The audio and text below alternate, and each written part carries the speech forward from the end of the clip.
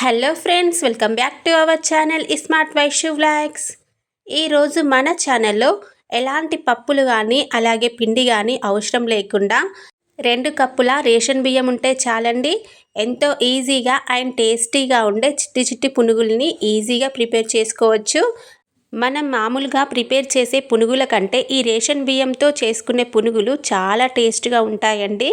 Morning బ్రేక్ఫాస్ట్లోకైనా evening snack టైంలోకైనా అప్పటికప్పుడు ఇన్స్టెంట్గా prepare చేసుకోవచ్చు. దీనికోసం ఎక్కువగా శ్రమ పడాల్సిన అవసరం కూడా లేదండి. అలాగే టైం కూడా చాలా తక్కువగా పడుతుంది.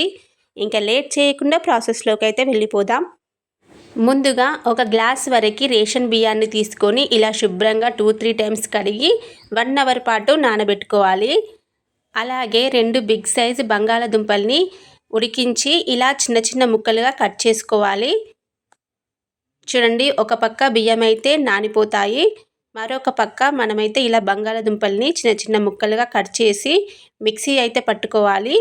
ఈ ఆలూతో చేసే ఏ స్నాక్స్ అయినా కానీ పిల్లలకైతే చాలా నచ్చుతుందండి. మీరు కూడా తప్పకుండా ట్రై చేయండి. ఆఫ్టర్ 1 అవర్ తర్వాత బియ్యం చూడండి ఎంత చక్కగా నానిపోయాయో. ఇంకా ఈ బియ్యాన్ని అయితే మనం మిక్సీ అయితే పట్టుకోవాలి. ఇలా మిక్సీ పట్టుకునేటప్పుడు వాటర్ అయితే ఎక్కువగా వేయకండి, ఎందుకంటే మరీ దోశ బ్యాటర్లా అయిపోతే పునుగులు వేయడానికైతే రాదండి. చూడండి, ఈ విధంగా మిక్సీ అయితే పట్టుకొని వేరొక బౌల్లోకి ట్రాన్స్ఫర్ చేసేసుకోవాలి. ఇంకా మిగతా బంగాళదుంపల్ని కూడా సేమ్ ప్రాసెస్లోనే ఈ విధంగా మిక్సీ అయితే పట్టుకొని వాటర్ ఏమీ వేయకుండా ఈ విధంగా మిక్సీ పట్టుకోవాలి. చూడండి, ఈ రెండింటిని చక్కగా కలుపుకోవాలి. ఇక్కడ పిండి కన్సిస్టెన్సీ అనేది మరీ లూజ్గా ఉండకూడదండి, అలాగే మరీ గట్టిగా కూడా ఉండకూడదు. పునుగులు వేయడానికి ఏ విధంగా ఉండాలో అదే మాదిరిలోనే పిండి అనేది కలుపుకోవాలి. చూడండి, వీడియోలో చూపించిన విధంగా అయితే ఇలా చేతితోనే కలుపుకోవాలి పిండిని. ఈ పునుగులు మార్నింగ్ బ్రేక్ఫాస్ట్లోకైనా, పిల్లలు స్కూల్ నుంచి రాగానే ఈవినింగ్ స్నాక్ టైంలోకైనా చేసి పెట్టారంటే పిల్లలు ఇష్టంగా తింటారు.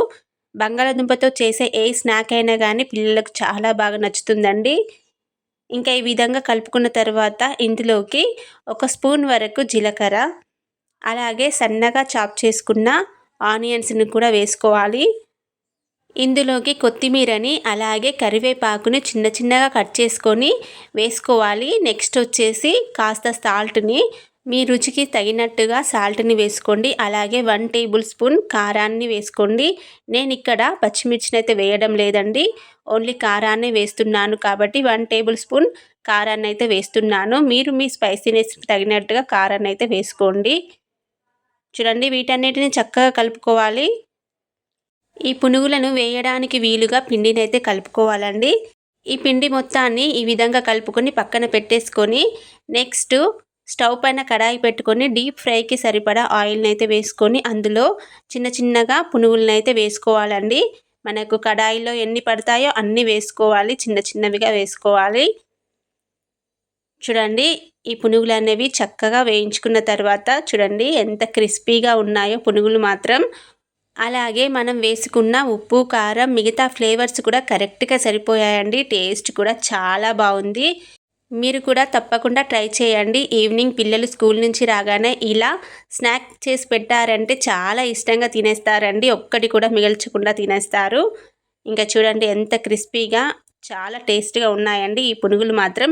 ఇంట్లో ఉన్న వాటితోనే ఈజీగా ప్రిపేర్ చేసుకోవచ్చండి. ఈ పునుగులకి ఎక్కువ ఖర్చు చేయాల్సిన అవసరం కూడా లేదు.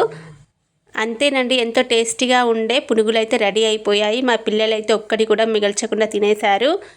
ఈ వీడియో మీకు నచ్చినట్లయితే ఒక లైక్ అయితే ఇవ్వండి. Okay friends, thanks for watching.